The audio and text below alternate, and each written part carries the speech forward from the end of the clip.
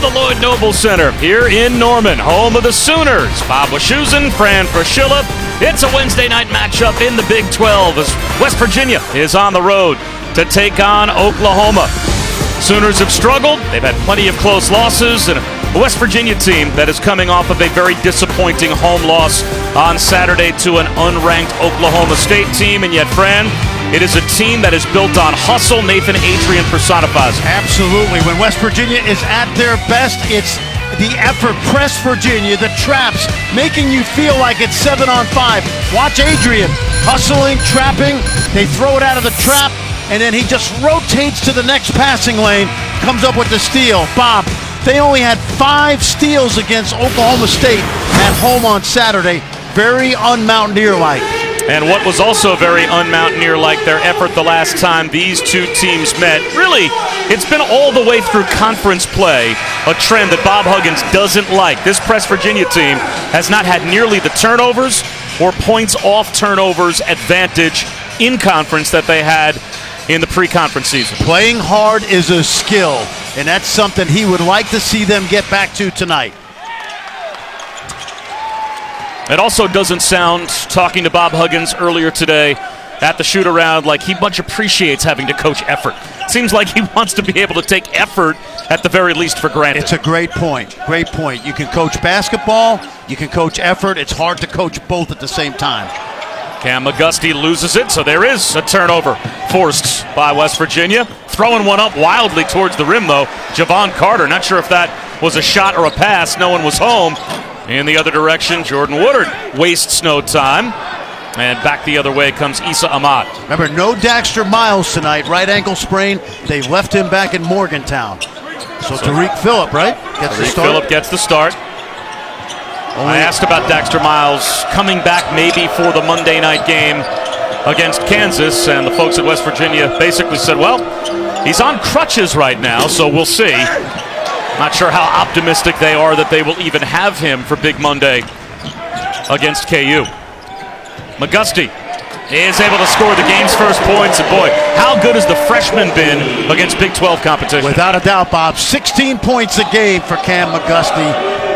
And despite some heartbreaking plays at the end of games, including those missed free throws at Texas, he is a rising star. Elijah Macon goes right at Kadeem Lattin and scores. Oh, I like that because Lattin in the past has been a thorn in West Virginia's side at the rim, so Macon went right at him.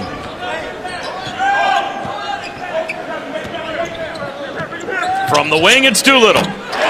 The two freshmen that have both been terrific for OU, scoring the first 2 buckets for the Sooners, and they've got the 4-point lead. Bob, this is such a young team. 70% of their scoring comes from those freshmen and sophomores. The future's bright, but Ron Kruger's thinking about getting another win somewhere. Macon lost it. Rashard Odoms finds Woodard. Doolittle couldn't handle the pass. But Kadeem Lattin somehow able to get it free. McGusty around Adrian. Nice shot fake. And he gets it to go. Plus the foul. How about that from Cam McGusty? Oh, terrific, Bob. He came to a 2-foot stop, hesitated with a terrific shot fake, and watch him draw the contact. 2-foot stop was just really, really solid fundamentals, and then you just have to concentrate, keep your eyes on the basket, and hope that you get lucky and the ball drops through. 10 consecutive games in double figures. The longest streak for an OU freshman since Jeff Webster back in the 90-91 season when he went 22 straight games in double figures. But from McGusty, it's all against conference competition. None of the weak sisters that you play in the exhibition season basically leading up to conference play against Big 12 teams. He's in double figures every night. That's off the mark from Phillip. Yeah, remember McGusty was hurt in the non-conference, so we really never saw him at his best. Very little pressure right now from the Mountaineers. Remember, you want to force Rashard Odoms to his right, just like Ahmad did. McGusty's off the mark. And a nice wall off underneath by Brandon Watkins.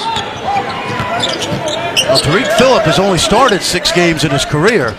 This is the 7th one tonight. He's been arguably one of the best 6 men in the conference. Ahmad fumbled it. Somehow saved it to Carter. Carter with a nice find to Watkins, who couldn't hit. McGusty's got the rebound.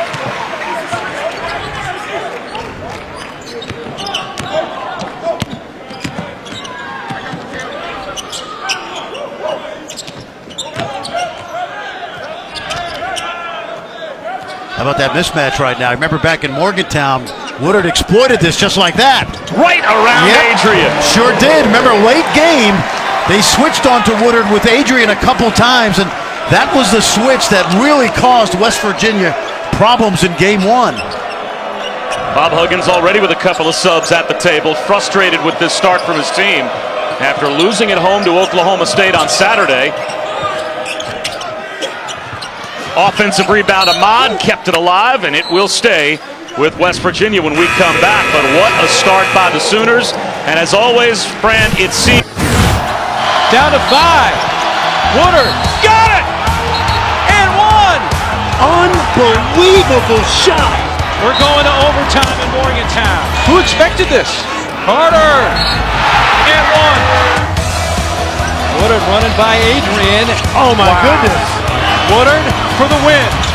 The Oklahoma Sooners have pulled a shocker in Morgantown, beating the 7th-ranked Mountaineers.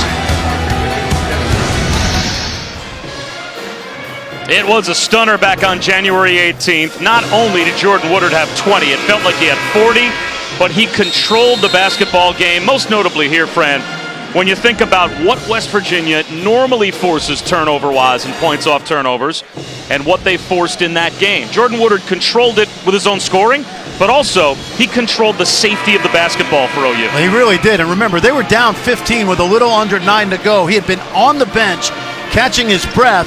When he came back in, the game turned, and then, of course, they put on West Virginia one of those 5 losses to unranked teams and an overtime loss at home. Issa Ahmad quickly fouled off the inbound, so he will go to the line. But that's probably Jordan Woodard's best game of the season. He has had games where he has scored more than 20. But if you watched that game, he controlled it throughout. He was the most dominant player on the floor. And that was the highest ranked road opponent win for OU since 1993. So when you consider who they were playing, the fact that it was on the road, and West Virginia's style of play, how they control things normally with their press, he was just terrific all night. Absolutely. We went in to do that game, and there was no way anybody thought that Oklahoma would come away with a win, but it's been emblematic of how crazy the Big 12 has been this year. 1 of 2 at the line for Ahmad, and it looks like an over-the-back foul called on Maciej Bender. The young Polish rifle freshman out of Poland getting an early look here by Bob Huggins. He was not happy with the effort on Saturday, and they've got to get back to playing the reckless defensive style that made them so effective the first 2/3 of the year. Blocked at the rim was Odoms by Konate. Zach Konate doesn't play many minutes, but he's still 8th in the Big 12 in blocked shots at a little less than 1.5 per game. So an impact player covering the rim off the bench.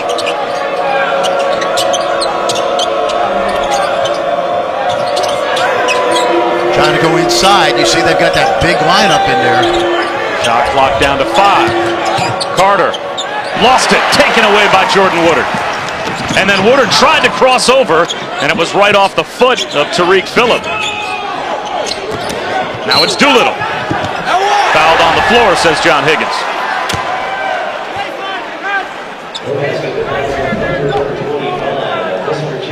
That foul called on Bender already with 2, and Lon Kruger, 6th year here in Norman. And you talked about it on SportsCenter earlier. He basically has a lifetime contract. He has a young team. They're having one of the worst years that he's had as a head coach. But obviously, he has carte blanche here to do what he needs to do to try and rebuild this program, correct? Well, absolutely, Bob. When you look at some of the heartbreaking losses this year, they've had 5 or 6 games slip through their hands. And this team is going to be very, very good. It reminds me an awful lot of those Buddy Hield, Isaiah Cousins teams when they were freshmen and sophomores.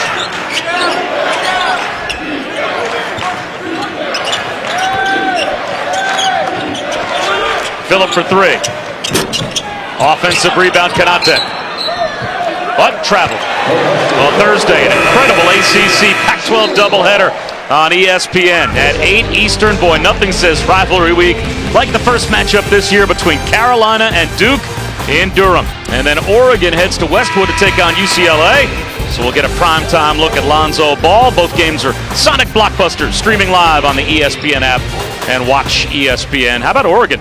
9-1 in their last 10 against the top 25. And they've won 19 out of 20, Bob. They're the quietest number 5 team in the country.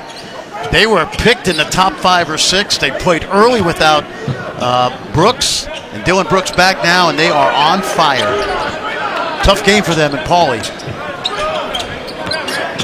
McGusty wildly at Adrian. Flips one up. That won't go, and Jamoni McNeese's tip couldn't find the bottom as well. West Virginia hasn't made a shot in the last 4.5 minutes.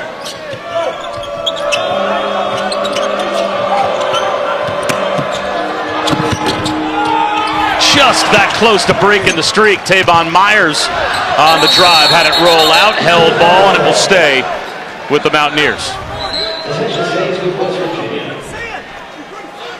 Well, Bob Huggins, as we said earlier today at shoot-around, was impatient, to say the least, with his team. How about the early response from the message he tried to deliver earlier today in these first 6 minutes? Well, so far, not a great effort, particularly offensively, with only 3 points. But for this team, it is about effort and creating offense off the defense. Haven't been able to do that yet.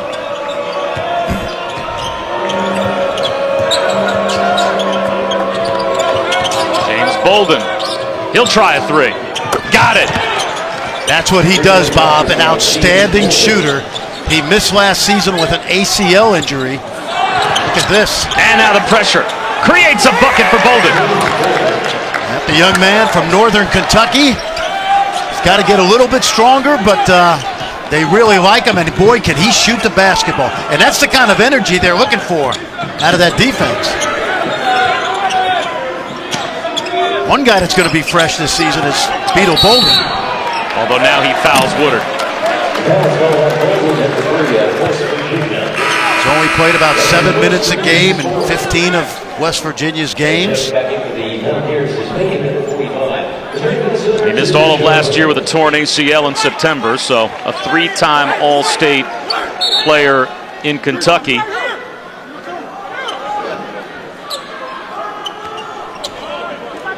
And he stays on the floor, having scored West Virginia's last 5 points.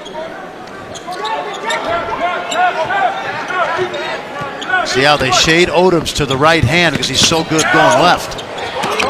Issa Ahmad gets the block. Back the other way comes Myers. Gives it up to Bolden. That's 7 in a row for Bolden, and it's a 1-point game. How about this guy? He's averaging about 3.8 points a game. He just committed his second foul, though. It's an 8-0 West Virginia run as they've cut the Oklahoma lead down to 1.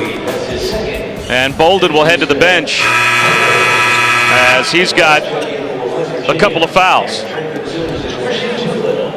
Let's watch Adrian at the point of the press now, Bob. He is very active.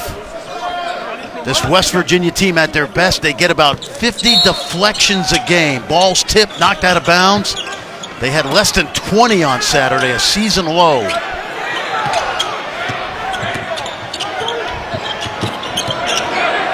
Good pressure by Carter. Pretty good job by Doolittle against a smaller player to get it across the timeline. Now he needs a timeout as the pressure from Javon Carter forced the timeout. So we'll step aside for 30 seconds and come right back to Norman. OU with a 1-point lead. Exclusive presentation of college basketball is brought to you by Phillips 66, proud sponsor of Big 12 basketball, and Lexus.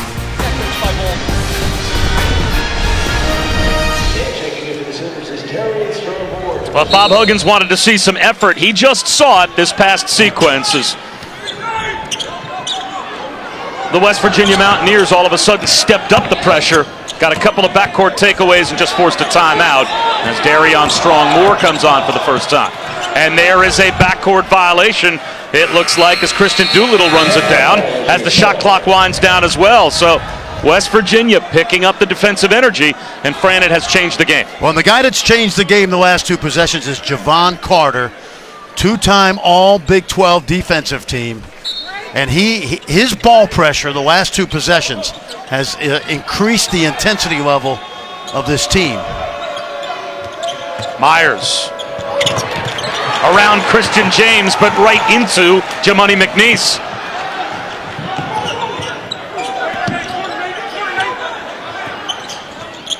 Now West in the game, the freshman, coming off a career high. A little more energy from the Mountaineers. James, step back. Instead, there is an offensive foul called as Christian James gets hit with the push-off.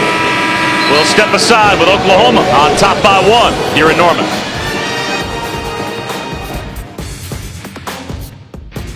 To watch Carolina Duke's always special. Obviously is kind of a hallmark of rivalry week, but Chad Ford, he's got 9 players in his top 70 on the upcoming draft board in that game alone. Obviously led by Jason Tatum and Harry Giles, both top 8 prognostications by Ford, both for Duke. Well, I don't know how much Harry Giles will play coming off that knee injury, but they better play like lottery picks, because when you talk about North Carolina, they are the best offensive rebounding team in the country. And although Duke has been really effective playing small, it'll be interesting how much they get out of Giles, Bolden, and Tatum up front on Thursday night. And you have Luke Kennard as a dark horse candidate on your wooden watch list, correct? National Player of the Year, absolutely. Dark horse for sure, and likely to be an All-American, first or second team, no doubt about it. Best player on Thursday night is going to be Lonzo Ball of UCLA in the second game. Carter comes up short.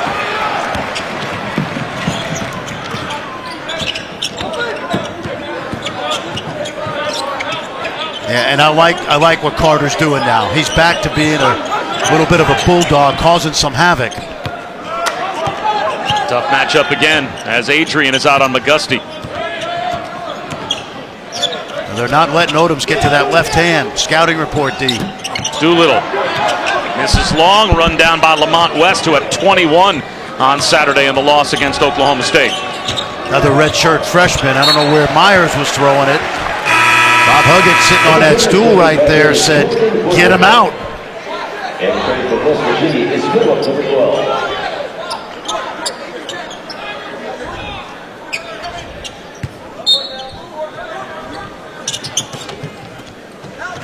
Myers ended up on the bench, but it looked like Elijah Macon got an earful from Bob Huggins as much as Myers did. I think, reading lips, it was, why did you stop?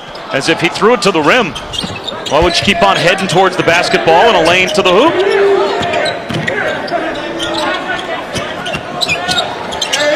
Woodard lost it. And Doolittle is fouled.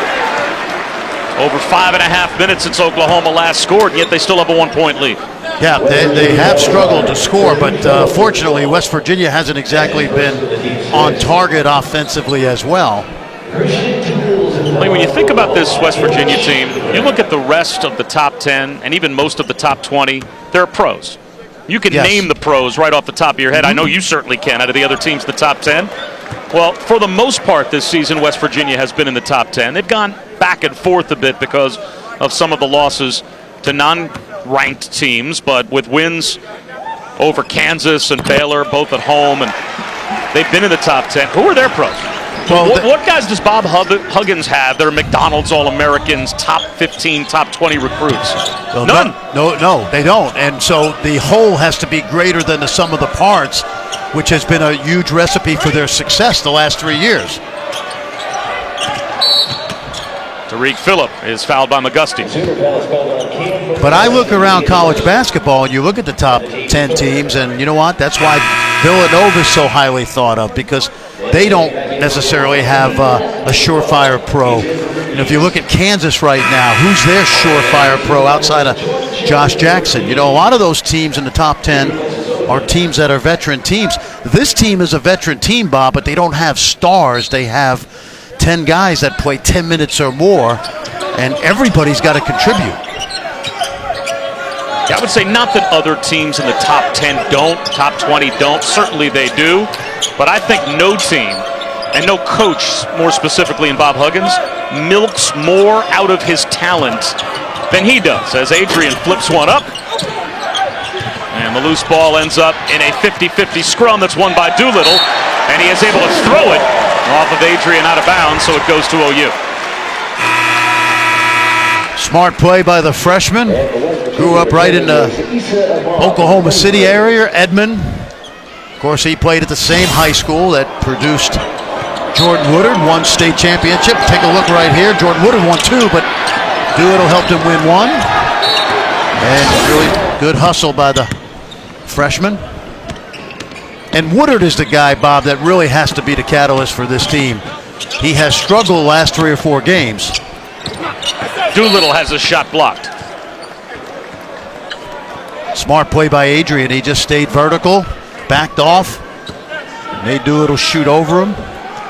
I think when you talk about glue guys and guys that mean more to the team than their stats, there aren't many guys in the country that are more valuable to their team from that standpoint than the senior from Morgantown, Nathan Adrian. Adrian caught on a switch, crosses him over, gives it up. Doolittle an offensive rebound. And then a foul called, it looks like, on Tariq Phillip.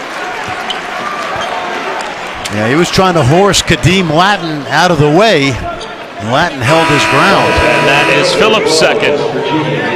Brandon Watkins back in the game, and rivalry week will continue on Saturday night on ESPN. 2 good ones. First in the ACC, Florida State and Notre Dame. That's probably more a football rivalry than a basketball rivalry, but the basketball version with Florida State coming off of a dominant win just before we came on the air. And then Gonzaga, St. Mary's in the WCC in Moraga. Both games streaming live on the ESPN app and watch ESPN. And between now and the end of the regular season in the WCC, that might be the last chance that Gonzaga actually has to lose. Wouldn't you say, on the road against St. Mary's? Yes, and if you're going to that game, bring deodorant because it's a small gym. It's going to be very hot in there. I thought you said you could bring earplugs. Nope, bring the deodorant because they will pack them into that small but comfy gymnasium on the campus of St. Mary's in Moraga. That's small, That'll but non-air-conditioned gym. The first time that game day makes their appearance in Moraga. Adrian lost it on the way up, so that wasn't a comment leading towards all the hot air that's produced during game day. It's always hot in there. That's just what Seth and Jay are there. There already will be hot air in there. Forget Seth and Jay. A fade away. That's a brick from Matt Freeman, and here comes Myers. Tries to cross over McGusty and gets some help. Freeman threw up a brick at one end and came back and tossed it out of bounds at the other. Another one of those freshmen, Matt Freeman. He's been in and out of the lineup. He's a freshman from New Zealand and known for his outside shooting. And you see the block right there. And one of the reasons he chose Oklahoma was because a fellow countryman said how much he enjoyed the state of Oklahoma, that being a guy by the name of Steven Adams, who plays for the Oklahoma City Thunder. You know, the reason I hesitated on St. Mary's Gonzaga is because BYU still goes to Gonzaga. In the last 2 seasons, when nobody gave BYU a chance to win at McCarthy, came away with a W. Yeah, I'm not giving them a chance this year. Well, I think this is it for Gonzaga. If they lose on Saturday, that'll be it. Issa Ahmad on the drive, post it, but I don't see them losing, at least in the regular season. Yeah. Anything can happen in the tournament, especially if they play St. Mary's again. Nice drive by Shepard. I would say the way St. Mary's played against Texas Arlington this year, where they lost by 17 at home, I don't think St. Mary's is as good a team or at the level that Gonzaga is, whereas BYU's got at least one pro in Eric Mika, who marked few last week compared to DeMontis Sabonis, and that was a close game. Matt Freeman picks up the foul. Oklahoma has stretched their lead up to 6. Under 8 to go here in the first half.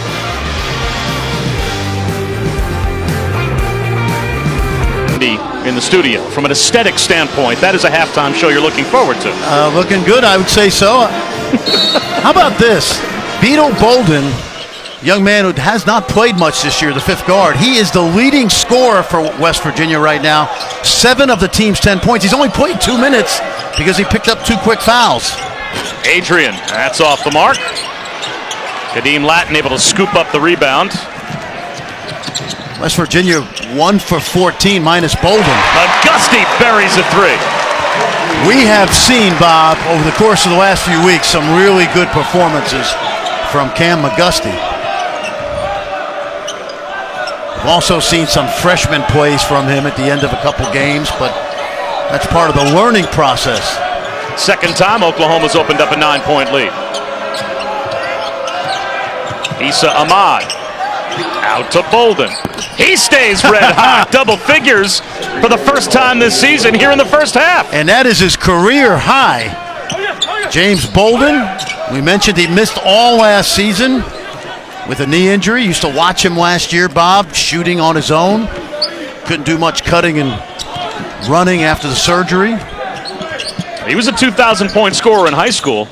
Here's McGusty. Battle for the loose ball. Latin with a good job to tap it back. And McGusty thought he had another chance, but traveled on the drive, according to John Higgins. Well, watch Bolden now. He's got 4 of the 5 field goals tonight in the first half for West Virginia, and what a bonus. No Daxter Miles, who's back home nursing an ankle sprain. And Bolden, who's been the 5th guard for this team, getting an opportunity and taking advantage of it. He's got the last 10 points for the Mountaineers. They didn't score that whole time he was on the bench. Heat check. Look at this! Like Bolden with 13 points, his career high, all here in the first half. And he pulls West Virginia back within 3. You know, we talk about the young players in this league and how good they're going to be going forward. You know, Lamont West, a freshman for Bob Huggins, had 21 on Saturday. Bolden tonight. And, you know, even on a night like this, Bob, you know, you got a team that's at the bottom of the league, West Virginia trying to get it going again. Always fun to see the newcomers really step up. See who the next Perry Ellis or Buddy Hield or George Niang's going to be. Well, Beetle Bolden has played less than 3 minutes. 2 minutes and 47 seconds to be exact. And he's got 13 points in less than 3 minutes. Adrian will go to the line. We might have to start calling him Microwave. Put those pepperoni rolls in the microwave. He's got a little Vinnie Johnson to his game right now. Instant offense off the bench. Will you promise me next time we're in Morgantown we go get some pepperoni rolls? I'm not sure by looking at me it would come to you as a galloping shock that yes, I would be in on a trip for pepperoni. Hey. Pepperoni rolls, by the way, someone told me invented. They were for the coal miners because of the way the cheese and the mozzarella and the dough stayed together. They put them in the foil, take them down into the mines, and pretty good lunch delicacy. Good hands. That's what we call those deflections and steals. Bolden, no way. No way. All right. And we were right. Sooner or later he had to miss. Here's Jordan Shepard the other way. Off to Woodard. Through traffic. Lost it. A lot of contact. And I'm not sure a foul was called. A foul was not called against West Virginia, so they'll call it out of bounds off the Mountaineers. It'll stay with OU. Now, Jordan Woodard, one of the things he's done so well throughout his career, and he just tripped right there. He did, just lost his balance. Yep, is get himself to the foul line, and it's something he has not done particularly well lately.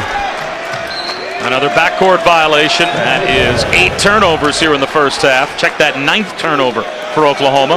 And that's what I would call a turnover that wasn't forced necessarily by the defense.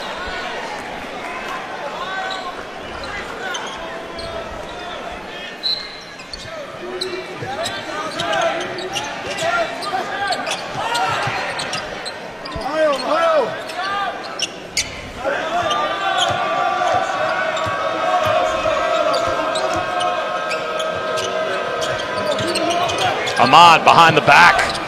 Blocked. Latin got a piece. Christian James had his pocket picked, though, by Issa Ahmad. He's got big hands, and he came from behind and tipped it away. He's got the biggest hands, Bob, in the Big 12. Little more activity from that West Virginia defense in this first half, especially lately. Carter off to Adrian for three. Nathan Adrian is shooting 46% from three in Big 12 games, far above the 33% he shoots for the season. The first lead for West Virginia. There's that pressure on the ball. James knocks down.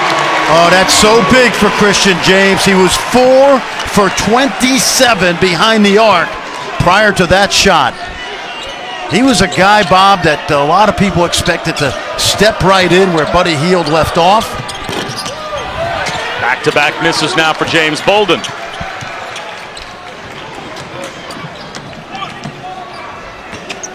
Doolittle, the trailer.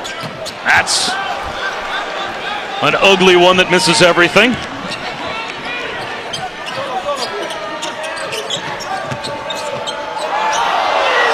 Almost traveled. Lon Kruger thought he did. Carter for three. That's an air ball. So a couple of ugly trips and what has been a low-scoring first half with Oklahoma on top of West Virginia by 2. ESPN's exclusive.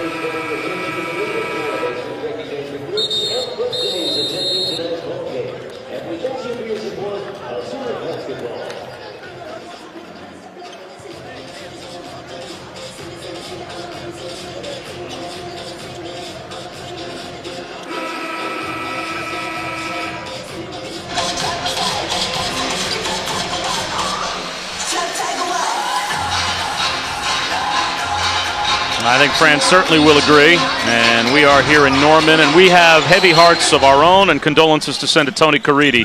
He is the play-by-play voice of West Virginia, and he is working tonight here in Norman, his team on the road, despite the fact that he lost his mom last night after a battle with leukemia. So we wanted to send all of our good thoughts and prayers, not only to Tony, but also to his entire family, as his mom passed away last night. Yep, 92, married 59 years, and had a good talk with Tony before the game, and he came in today, and of course, every time we come to Morgantown and get to the arena, he's a guy that we love talking to, part of that West Virginia sports family.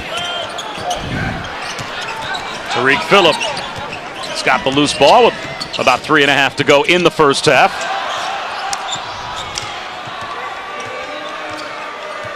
And West Virginia, Bob, they're averaging 87 points a game.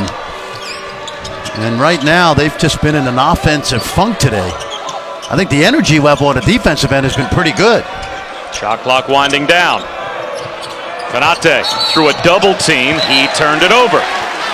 That's 7 West Virginia turnovers. This is a team that is number 2 in America in scoring margin, number 2 in the Big 12 in points per game, number 1 obviously in turnovers forced and points off turnovers, adding up all of those great national rankings. And they're down by 2 on the road to an Oklahoma team that's 8-14 and that they lost to at home.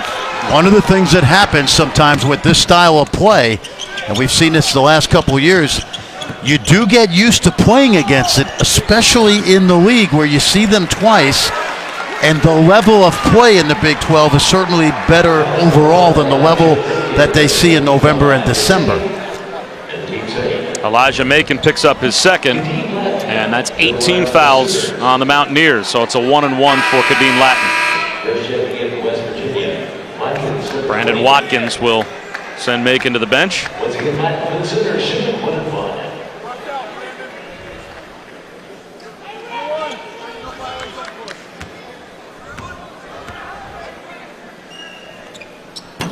You know, Bob, one of the things we say about pressure basketball is that it has a cumulative effect on the opponent. In other words, if you're playing 10 guys and you play more than the other team, you would hope by the middle of the second half you can wear them down. And when I watch West Virginia the last few games, I almost think they look like they've worn themselves down over the course of the first 2/3 of the season. The energy level's a little better tonight defensively, but it's still not at the high level it's been for much of the year.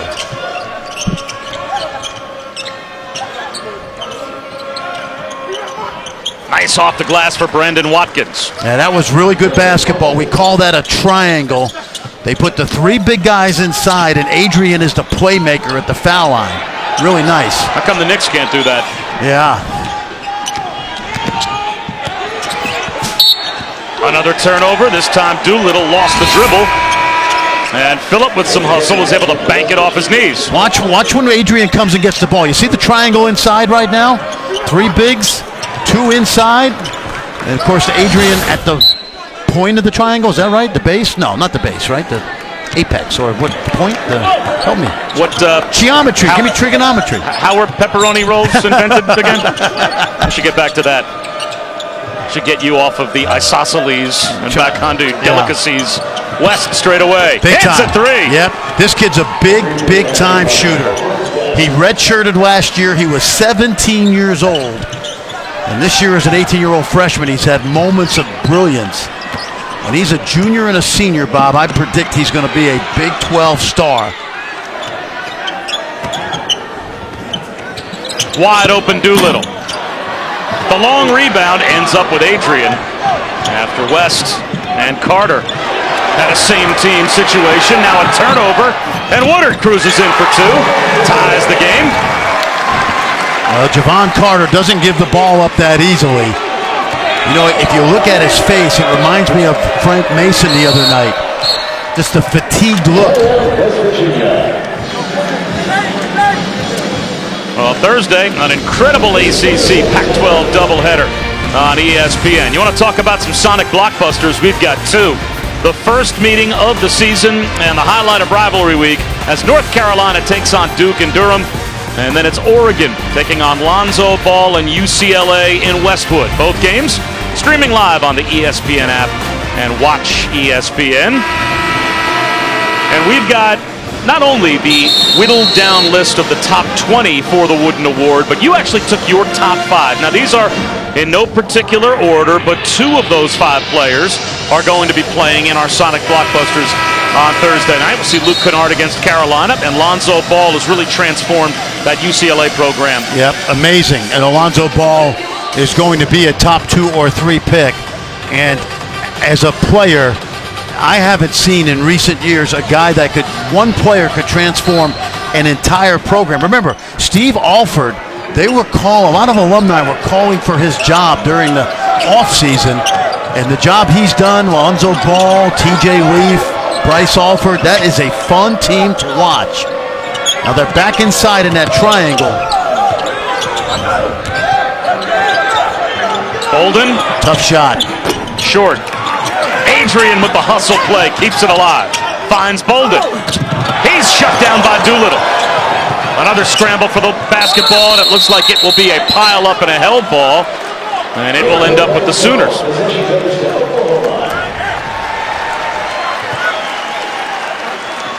And Bolden tried to draw contact inside, but there really wasn't anything there. And if you're his size, the defender needs to just stay vertical. Take a look. Watch the little dump off. And I think it's Doolittle. He just waits for Bolden to leave his feet, and he's got that size advantage. Christian Doolittle was the #1 player in Oklahoma on our recruiting boards at ESPN.com. Well, he's had some monster games. We saw the 29 and 10 rebounds at Texas. Really outstanding. And then that double-double here against Iowa State in the double overtime loss. Jordan Shepard out to Woodard for 3. Adrian was able to outduel his own teammate Lamont West for the rebound. And now West Virginia can hold for the final shot of the first half. And Bolden's going to have the ball at the end of the half. Let's see what he's got. Around Latin. Easy 2. What an impact James Bolden made in the first half. He played about 7 total minutes for West Virginia, and he's the leading scorer by far. He's got 15. A low-scoring first half. West Virginia has the lead, trying to get revenge against OU. Back to the studio, Andy and Adnan. Welcome back to Norman, just about set for the start of the second half. Oklahoma trailing West Virginia by 2 as the Mountaineers looking for some revenge, having lost in overtime in Morgantown to Oklahoma, the first meeting between these two teams last month. Bob Wischusen, Fran Fraschilla, thanks for spending part of your Wednesday with us. Interesting story that you have to tell from a name that Bob Huggins brought up to his team at shoot-around today, and how it might play into the role that James Bolden played for Bob Huggins' team in the first half. Well, there's no Daxter Miles. He's home with an ankle sprain. And Bob Huggins said at the shoot-around today, does anybody know who Wally Pipp is? Well, Wally Pipp is the guy that got hurt. A guy named Lou Gehrig went into the Yankee starting lineup and then proceeded to play 2,130 straight games. Well, tonight, Beetle Bolden in the first half, off the bench, career high, 15 points. I mean, think about it, Bob. He's got 15 of their 27. This guy didn't even score on Saturday. He's been the fifth guard most of the year. Yeah, Bolden had not had more than 9 points in a game this season. He had 15 in the first half. No other West Virginia player had more than 4. So, I mean, he's carrying them like Kobe Bryant used to carry the Lakers. We'll see if he can keep it going in the second half, but certainly when you play like that, you're going to earn yourself some more playing time. He was a microwave off the bench, and even with his effort, West Virginia only managed 34% shooting in the first half. That's the bad news for the Mountaineers. The good news, they've got the lead because they held OU to 30%. And they forced 11 turnovers, which is more to Bob Huggins' liking. And there's that inside triangle we talked about, been very effective tonight. That means they can play the 3 big guys inside. Carter, a little too strong. Offensive rebound. The putback won't go for Macon. And eventually Kadeem Lattin is fouled. Boy, and I'm surprised Macon didn't use the backboard on that last offensive rebound. Point blank, he knows it. That's his first to the team's first. Now West Virginia bringing that pressure. They call the foul on Nathan Adrian, his first. It's a 5 count. A 5-second violation as Oklahoma couldn't get it in. So there is Press Virginia forcing a turnover before Oklahoma can even get the ball on the court. And by this time of year, I don't care if you're playing young players, you ought to be able to know how to get the ball inside against that pressure.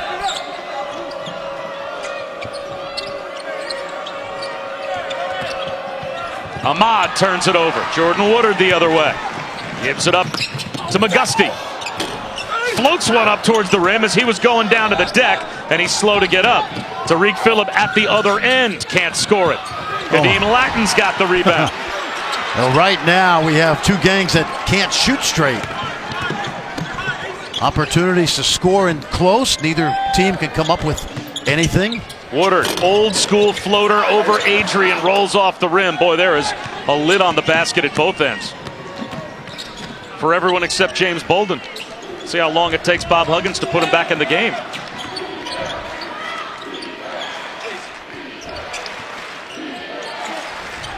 See Oklahoma doing a lot of switching. West Virginia 5-man motion. Oklahoma's basically zoning it up. Phillip played through contact. Good defense by Oklahoma. No foul called. And here's McGusty. Oh, Lattin inside. They get it to him, and he'll go to the free throw line.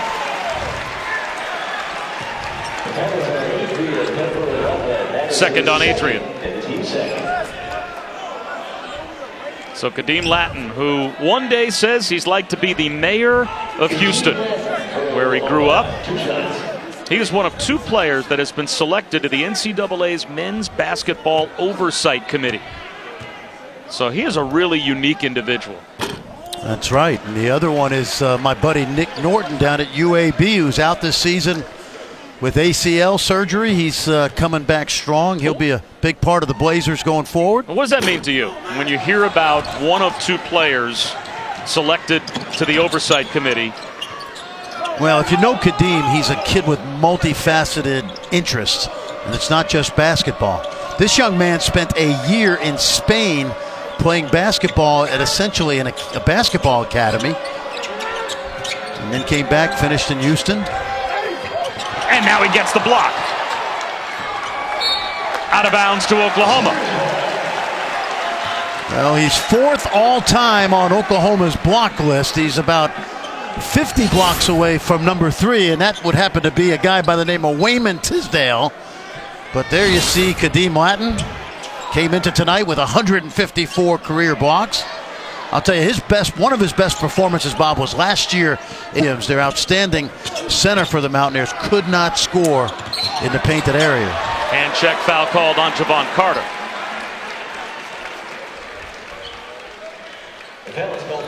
You know, I know it's early mid-February, but it's like two teams who have been playing in quicksand tonight. It's like they each practiced for 3 hours today and now are out here playing in a game.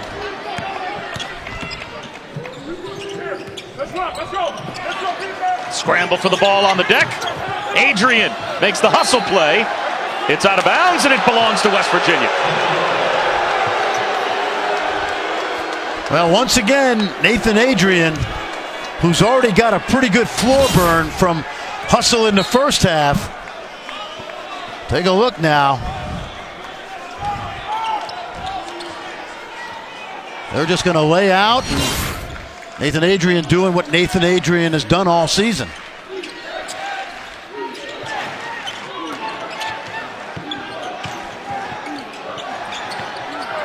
Oh, where did Bad that play come from? by Issa Ahmad. Unbelievable. Trying to bank one out of bounds. Just turns it over, throwing it to nowhere. But then Jordan Woodard with an ugly drive at the opposite end. Here's Adrian. He can't lay it in. Back the other way, but losing the basketball, Rashard Odoms. And so far, this entire game has not been a highlight film that either group's going to want to watch later. This might be, Bob, the worst 3 minutes of basketball in the Big 12 this season. Both teams. So far, we are scoreless here in the second half. 27-25 West Virginia was our halftime score.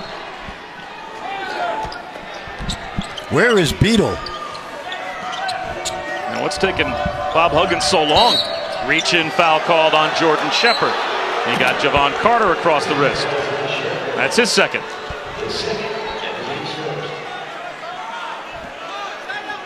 We know how good West Virginia has played, and we know that Oklahoma, while they've struggled, has some talent. But first 3 minutes of the second half, the execution has not been what we're accustomed to.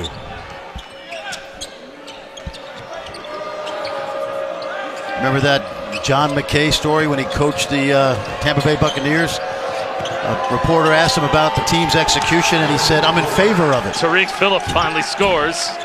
That's the first points of the second half for either team. And now a timeout has to be called by McGusty because he couldn't find a way to get the ball inbounds. Well, West Virginia, they sometimes are at their best when they make the game look ugly, and they've got the 4-point lead.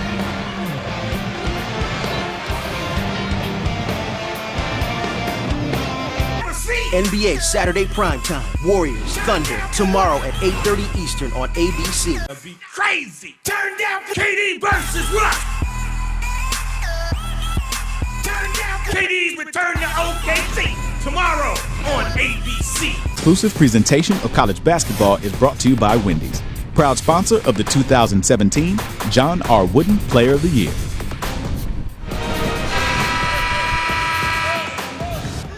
It was a pretty day outside the Lloyd Noble Center here in Norman, but not pretty inside so far tonight. We've got 19 total combined field goals between OU and West Virginia and 25 combined turnovers.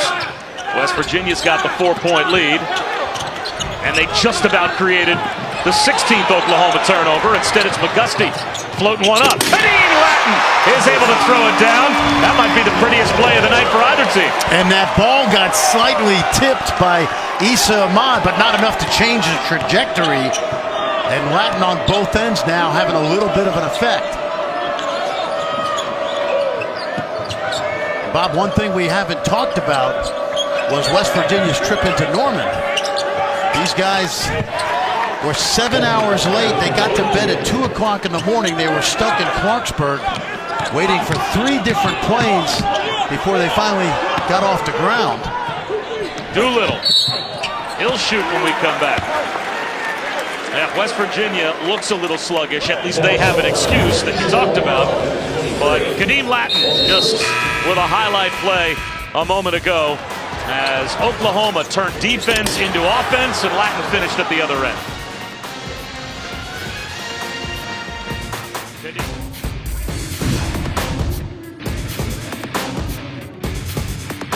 Alley-oop as we went to break. That's not Latin's only highlight against West Virginia. The tip-in with under 10 seconds to play last year when it was number 11 West Virginia against number 2 Oklahoma. And after that win, OU moved to number 1 for the first time since March of 1990. Buddy Hield was giving Kadeem Latin a big hug. Hield had 17 in that win as well, 70-68 on the Latin tip-in to give OU an emotional home win here at Lloyd Noble last year against the Mountaineers. Then they followed that up with a win in Morgantown as a big road underdog back in mid-January. And now they're in a tussle with number 13 at home here on February 8th.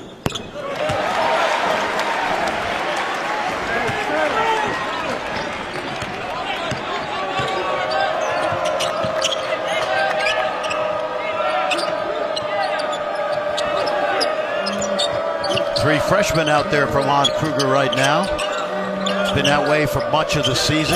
8 freshmen and sophomores getting a lot of playing time. Tough catch, but a nice finish by Elijah Macon. That time Macon used the glass. Went to school on that earlier miss. The West Virginia starters have only combined for 13 total points so far. Nice drive, coast to coast. The sophomore Rashard Odoms. What do we say about the strong hand, Bob? Left. And that time he caught it on the left side of the floor. He goes about 70 miles an hour with the left hand, about 45 with the right hand. And you saw what he can do when he gets in the open court. Foul away from the ball called on Lamont West.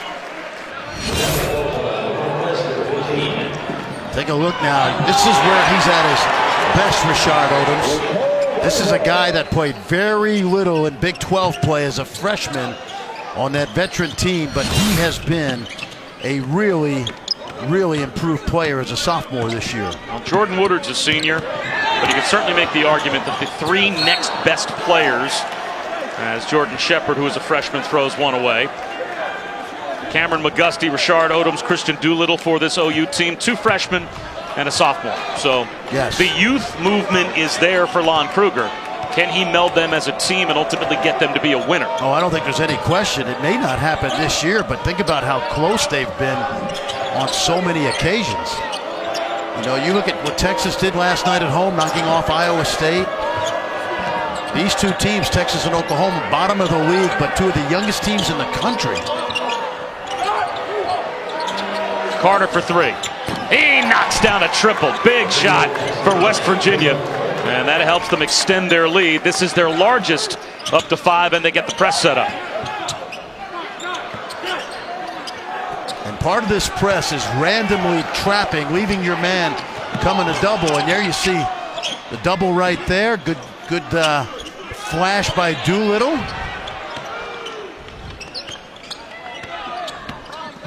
Does serve a purpose, though, because the shot clock already under 10. By the time you finally get comfortable and getting your half-court set, it's like an NBA shot clock down to 3. Shepard has to try a 3, and he hits with 1 on the timer. How about this, Bob? He had 6 total points in Big 12 play, and he knocks down 3 right there. That's a young man that originally signed at Appalachian, at James Madison, excuse me. And a coaching change, so Oklahoma grabbed him in the springtime. Backcourt foul on Javon Carter, harassing Jordan Shepard, who just hit this big 3. Yeah, he's been up and down, but got a couple starts early in the year, 17 or 18 against Memphis. And you see Carter playing off, and Carter's got to know, low shot clock, get into him, make him drive it. Don't give him the point-blank look behind the arc, and that's what he did. That foul on Carter, his 2nd. Jamani McNeese replaces Kadeem Latin.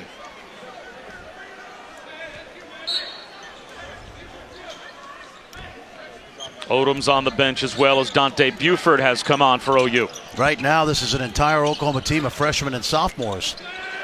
James allows the flyby, steps inside for 2.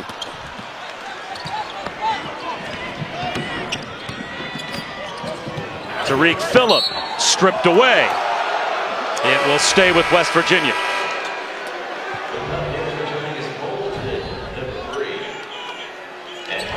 Surprised it took this long to get James Bolden in the game as Phillip goes to the bench. 15 points in the first half for Bolden. And it takes Bob Huggins about 7.5 minutes of playing time in the second half to get his offensive weapon back in. He doesn't want to waste them, Bob. Come on, you know. Is that the strategy? Only got too many bullets in the gun. Was it 15 and 7 minutes, you said, right? He's got to pick his spots. Last couple of shots he took were contested. And don't forget, Tavon Myers can heat up too. He once led the country in scoring in junior college. Bolden, a little too strong. The tip follow wouldn't go, but Bolden ends up with the loose ball. That shot blocked, but a foul call. The little late whistle. Guess who's going to shoot too? But Chance Moore, the official on the far side, puts James Bolden at the line as he will look to build on a career night. Let me tell you something. Right now for West Virginia, Bob Huggins has 4 freshmen on the floor in Bender and Kanade, Bolden, and West. Tonight after Bulls Warriors on ESPN at SportsCenter at night with Stan and Neil. They'll have the NBA, NHL, and college basketball night, plus everything else from your Wednesday in sports. SportsCenter at night over on ESPN after the NBA, streaming live on the ESPN app, and watch ESPN. Vito Bolden's about 2 points a minute right now, Bob. A little over that. I felt old the other day. I forget who we were talking to at one of the shoot-arounds, but you mentioned the name Vinnie Johnson, and the player you were talking to was McGusty. Gets shut down, had no idea who Vinnie Johnson was. Bolden, how did he not walk with the basketball? Still ended up turning it over. Oklahoma will have it down by 4 when we come back. Well, we talked about freshmen, Bob. It's been Bolden, but how about Kanade? Watch him wall up at the rim right here. Not coming into my house. Sag Kanate, remember the name.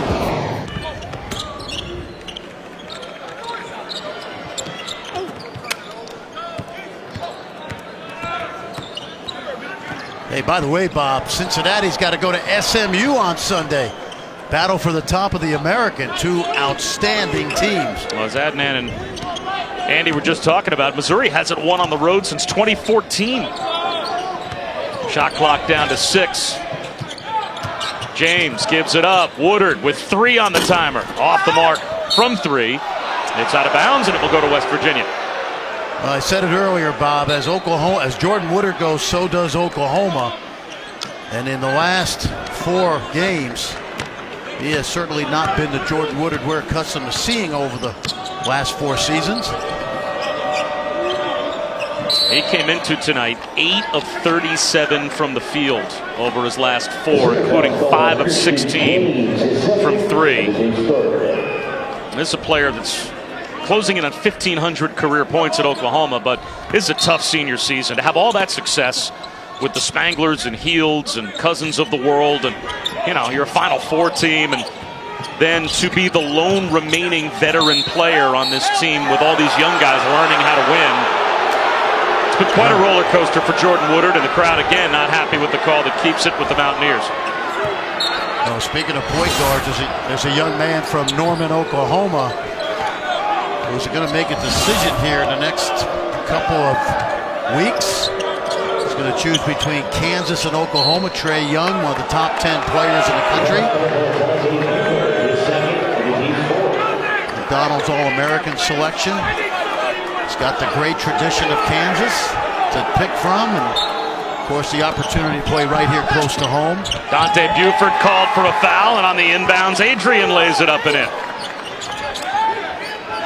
This game has been sort of a microcosm of the Oklahoma season. Close, and then some mistakes, sloppy play. Held ball. Pressure from Tavon Myers. It'll stay with Oklahoma. but Christian James thought he had drawn a foul. That's the kind of energy Bob Huggins wants to see. Tavon Myers and Bolden off the bench. Myers got all ball, but the arrow pointed in Oklahoma's direction.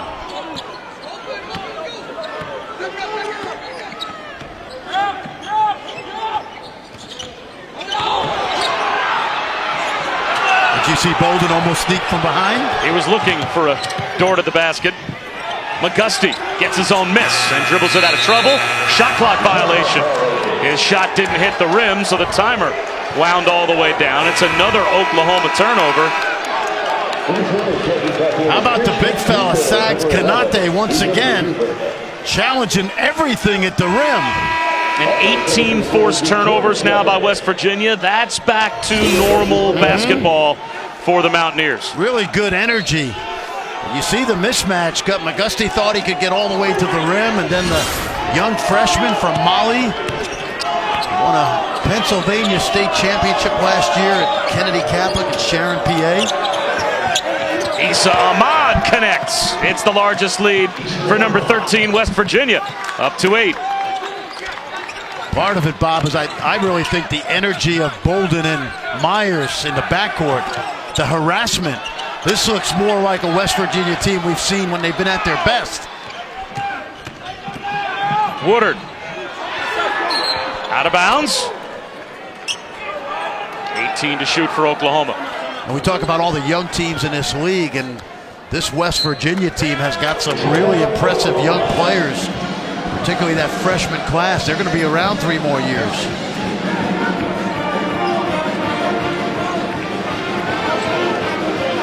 Thursday, we've got that big doubleheader highlighting rivalry week. The ACC leads off with the first meeting this season at 8 Eastern between Carolina and Duke. And then we head to the Pac-12 for the second half of our doubleheader. Oregon, UCLA. Both games, sonic blockbusters and streaming live on the ESPN app. And watch ESPN. And how vital is this game for both North Carolina and Duke? We take a look at the standings, and there is Carolina. They are right now at the top of the ACC. Duke, middle of the pack, but Syracuse has really come on of late. They've got a big one with Louisville on Monday night, a game that you will be at. They've got a challenge as well before that on Saturday against Pitt. That's right. They've won 5 in a row when things look bleak up in Syracuse, and all of a sudden wheels starting to turn for that team. Andrew White, the transfer, been really good.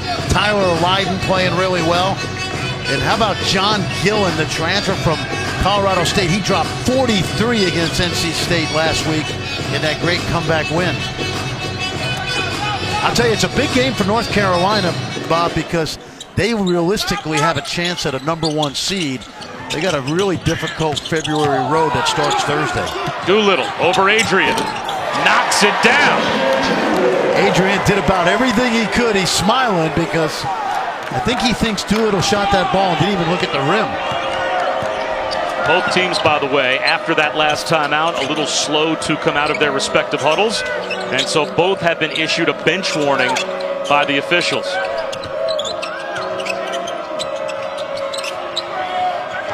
Kanate. A handoff to Ahmad with 8 to shoot.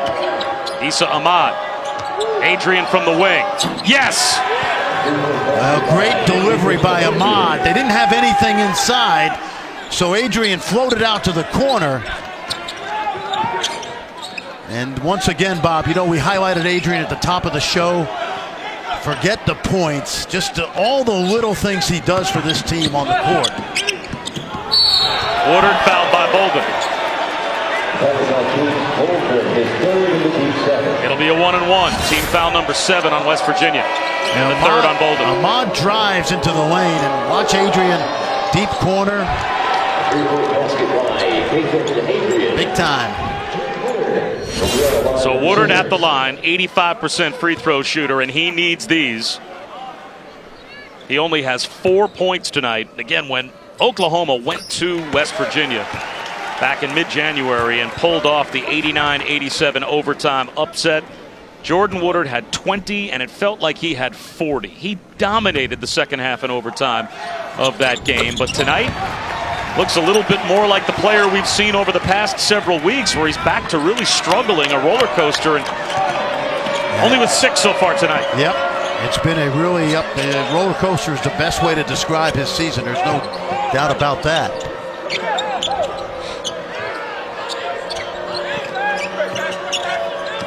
And you see they try to work it inside. There's that triangle again. Good job. And again, Adrian at the top of that triangle. He's the point guard from the foul line in. And when you got Konate and Ahmad and Adrian, you got 3 wide bodies that right now trying to pound it inside. Well, when Jamani McNeese realized that Issa Ahmad had Jordan Shepard at only 6'2", pinned under the basket, came flying over to do the best he could to help, and one shot fake got him in the air and forced the foul that puts Ahmad at the free throw line. I'll tell you what, Tariq Phillip and Javon Carter got a nice rest, didn't they?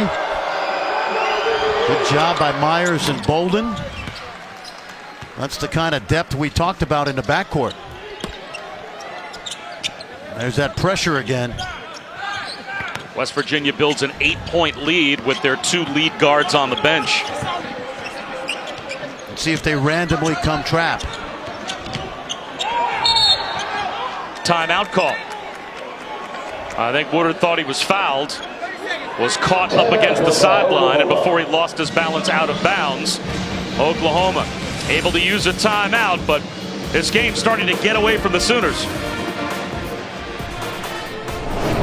ESPN's A lot of times playing a little later at night when the East Coast maybe has gone to bed. That's a game worth staying up for. Oh, yeah. If you're in the East on Thursday night, right? Checking those 2 teams out and what those 2 might be as factors in March Madness. Without a doubt. Remember, Oregon came in, right, as a top 5 team. We saw them at Baylor without Dylan Brooks. Then they struggled in Maui. Bob, they've won 19 out of 20. Brooks is back, relatively healthy. Depth in the backcourt, size inside. And they played a great first game with UCLA and Eugene. So that game in Pauley is going to have all the makings of an Elite 8 Final Four type game. Nice pass from Shepard to Doolittle, but net at the rim by Konate. Hey, that is 3 impressive plays in the second half by the freshman. Family of basketball players. His older brother plays up at Minnesota for Richard Pitino. Bakari. Now Konate lost it underneath, but a foul call. A reach-in called on Jordan Shepard. That's his 3rd. I told you early in the year, Bob, this kid Konate reminds me of Al Horford in terms of the size and the build. He's certainly not the player yet, but you talk about timing. This young man's got great timing and only a freshman. From Mali, came to the U.S. just before his junior year of high school. He's got a lot of his family here now. Family, a lot of boys, couple playing college basketball. Excellent students. Issa Ahmad bowls his way to the goal. Rebound and a putback by Nathan Adrian. Largest lead for West Virginia. Well, not to state the obvious, but if you watch West Virginia all season long, there's not a more important player, in my opinion, on this West Virginia team than Nathan Adrian. Now an offensive foul called. You know, if you think about it, Bob, they've got 5 guards that can all play. They've got some big guys. Page did a really good job of stepping in. They've got guys that if you lose a Daxter Miles or a Issa Ahmad on a given night, you can replace them with a Brandon Watkins or a Macon. I'm not sure you can replace what Nathan Adrian means to this team. That foul on Odom's his 1st. Well, Adrian's number 3 in the Big 12 in offensive rebounds per game. Number 5 in the league, shooting the 3 during conference play. How often do you see that combination? Yeah. One of the top 3-point shooters and offensive rebounders all at the same time. And there's Javon Carter with a triple from the corner. And West Virginia extends to a 13-point lead.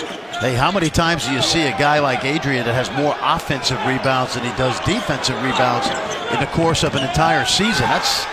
unheard of. Odoms can't throw it down. Kadeem Latin sets up Doolittle. How about Kanade? He's waving that finger like Dikembe. Shepard, that floater won't go. Kadeem Latin runs it down. Oklahoma not lacking for hustle, keeping it alive and extending the possession. They just can't score. Woodard turns the corner. Now he's double teamed. Throws it away. Nope, check that, saved. Knock it down to 3 is Shepard. And what does John Higgins have? It looks like he's got a foul called on Kanate with the shot in the air. And that's going to give Oklahoma a couple free throws as well and maybe make this a 5-point play. Wow, that's a big call. Kanate, who's been as active as anybody on the court tonight, he tells John Higgins, "You're right, I'm sorry, I pushed him." Shot goes up and he just shoves Latin in the back. And Latin, the upperclassman, that reminded me of Landon Lucas right there. Latin fell down like he got hit by a Mack truck. My man Landon Lucas is the best. Kansas. He's like a 12-year NBA veteran that knows all the tricks, you know. 2 at the line for Latin, and it's a 5-point trip for Oklahoma. That gets the crowd back in the game, and to a certain extent gets them back in the game, down by 8. I had to get that in because I love the way Landon Lucas plays. Defensively, he was unbelievable the other night in Manhattan.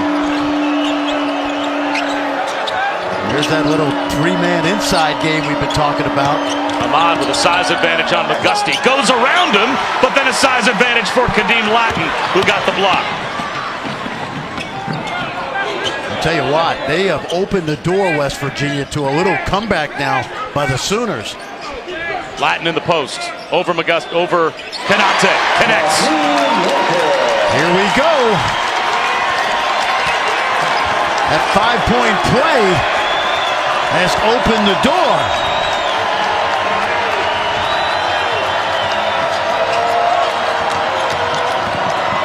Phillip hit the underside of the rim. Latin's got it. Here's McGusty. I push it. They are. Woodard has it taken away by Phillip, and a foul called on Latin. Tariq Phillip felt the elbow upside the head of Kadeem Latin, and I think he wants more than just a common foul call. I think they should check this. I think they need to go to the monitor on this. I don't think they will. And I don't think Latin necessarily did it on purpose, but you'll see right there the arm. I would go take a look at it, but they're not going to. It was actually the first contact, I think, that shook up Phillip more than the wraparound. Well, first of all, Jordan Woodard cannot. Right here. Yeah. Ouch. That's where he got hurt. Now, I think when they look at this, they've got to review it, Bob, because it was contact above the shoulders. Having seen a couple of replays ourselves, though, does that strike you as anything more than Kadeem Latin just going after the basketball? No, to me, it's got to be excessive, and I don't think that was necessarily any more than a regular. Yeah, I think John Higgins saw one replay, the same that we did, and said, no, that's just a common foul. I mean, he sees the basketball, he's reaching for it. Yes. His elbow makes contact with the cheek of Phillip. That's incidental contact. You have to review it because of the contact above the shoulders, but that's about as quicker as a review as you need on that. Well, both teams over the limit with 8 fouls apiece.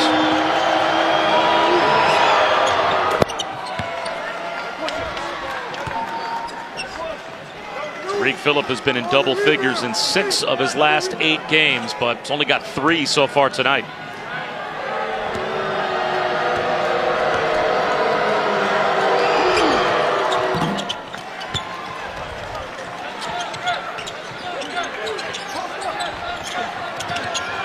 Auguste gets it into Doolittle, who's double-teamed. Taken away. Tariq Phillips got it. And there is Press Virginia at their best. Absolutely, and if you're a Mountaineer fan, you're saying that's more like it. That's the kind of effort we've needed. We've seen a lot of that tonight. Maybe not the full 40, but certainly more. Bad pass by Phillip, though, throwing it to nowhere. And Bob Huggins with outstretched arms, I think wondering what the heck his senior guard was thinking.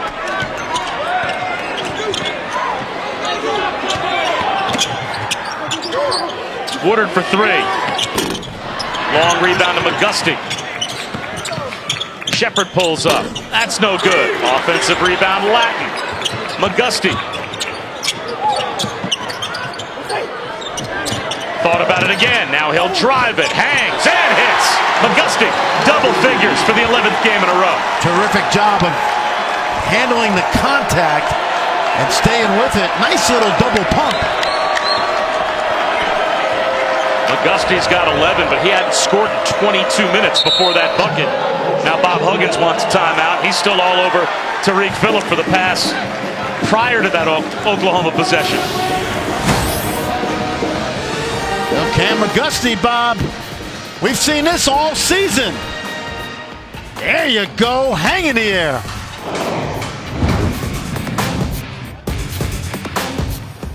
Bob Wischusen and Fran Fraschilla back with a look at our bracket buzz, brought to you by Cheez-It. Here's Joey Brackets, Joe Lenardi, and where he has the Big 12 teams projected if the tournament were to start tomorrow. 2-1 seeds right now with Kansas and Baylor. And by the way, Baylor's already won tonight over Oklahoma State and Stillwater by 3, 72-69. West Virginia right now as a 3 seed. And 7 out of the 10 teams in the league, according to Joe Lenardi, would be tournament teams. Well, as things stand right now. How about Texas Tech? They're 18-8. In the next 4 games, they have Kansas, Baylor, West Virginia, and Iowa State coming up. Yikes. A couple of those at home, but so. Shot clock to 3. Carter with the shot clock at 1. Did he get it off? Doesn't matter. Didn't hit the rim anyway. Shot clock violation. And the sideline for West Virginia, not so much Bob Huggins, but his assistant coaches all over the players on the floor for having no recognition of the fact that the shot clock was winding down. Yeah, no court awareness. I'll tell you, Myers and Bolden gave this team a huge lift tonight. They would not be up in this game if it weren't for those 2 youngsters off the bench. Phillip and Carter, by their standards, have been below average, in my opinion. Another takeaway off pressure, though. 22 turnovers forced now by West Virginia. I think they're going to run some clock, run some 5-man motion here.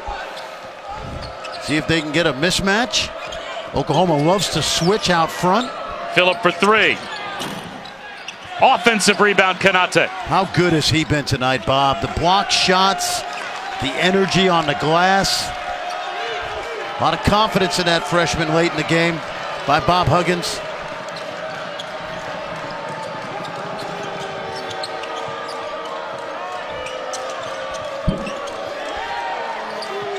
Low clock again. Down to 5. Ahmad from the corner. Yes, with 2 on the shot clock. And now I believe that's 27 points off turnovers scored by West Virginia tonight. 22 turnovers forced, 27 points off those turnovers. That is the West Virginia formula. I agree. And how about Ahmad, who did not score on Saturday? Shepard is fouled.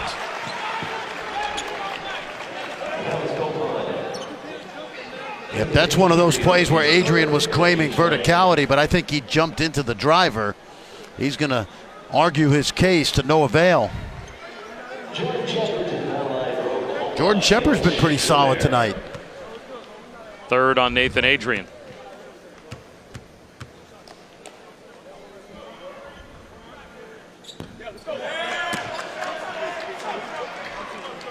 Outstanding execution of the announcer jinx by Fran Fraschilla.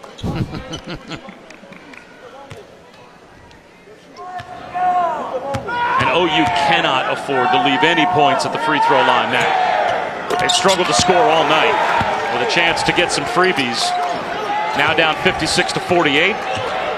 West Virginia fouls you and gives you an opportunity at the line. You have to knock them down.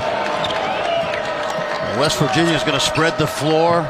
I think they're going to use as much of this shot clock as they can. Ahmad drives it and once again will go to the line.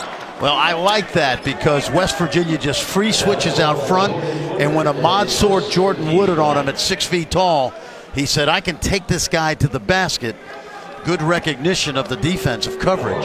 This is the final 1-on-1 for either team. Both teams now have 9 fouls.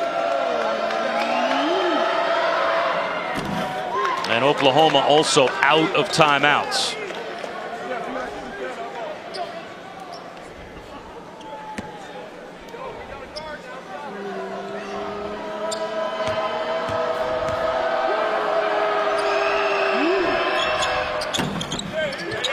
According to our BPI, Oklahoma has played the toughest schedule in America. This is the 5th ranked opponent that they've played tonight. And among all of those tough games, they've got 3 overtime losses and 5 other losses by 4 points or less. Doolittle, no. Kanate rips it away. Foul called, I think, on Kadeem Latin. I'll tell you what, Bob. He only has 4 rebounds, but he's got 5 blocks tonight. Kanate has been a huge difference at the defensive rim. He's basically put a lid on that basket.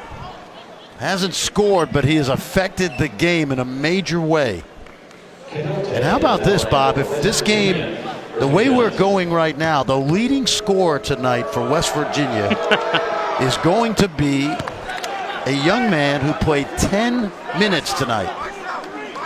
Beetle Bolden, who's right now, get out of the way, Coach Harrison. There he is. There he is. Young man from Northern Kentucky who we told you missed all last season with a knee injury. 17 points in 10 minutes. Wally Pipp. I got to explain that again. Probably do, right? And then maybe explain Vinnie Johnson. Yeah. After you explain Wally Pipp.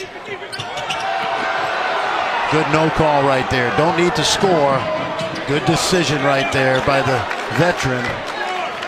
Phillip realizes time is better than the 4th shot. And now Carter will go to the line as Jordan Woodard, who thought that he had worked his way into 3 free throws on the shot fake on Carter, didn't get the call. And a frustrating night, a frustrating season for the senior continues as his foul puts Carter at the line.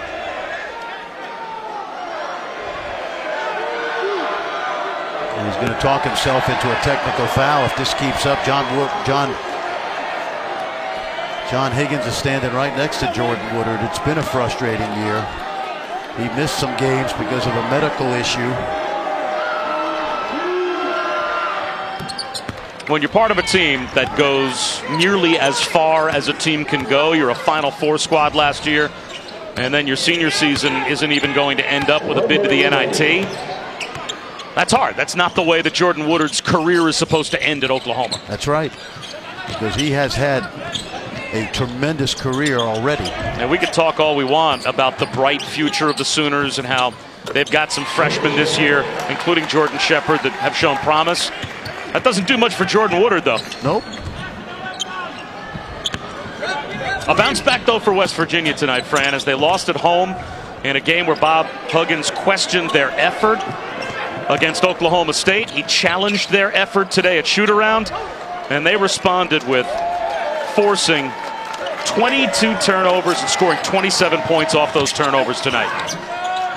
Well, they need to, because they're going to play Kansas State Saturday and they're going to go to KU on Monday. And they've got, like everybody in the Big 12, got to run the gauntlet at some point. And Woodard will dribble out the clock, and West Virginia gets a road win and some revenge against Oklahoma after the Sooners got a win in Morgantown last month. So a bounce back for West Virginia. They've got Kansas State on Saturday before the big Monday trip to Kansas on Monday night. West Virginia wins it by 11. Kevin Connors, Nicole Briscoe standing by with SportsCenter. So long from Norman.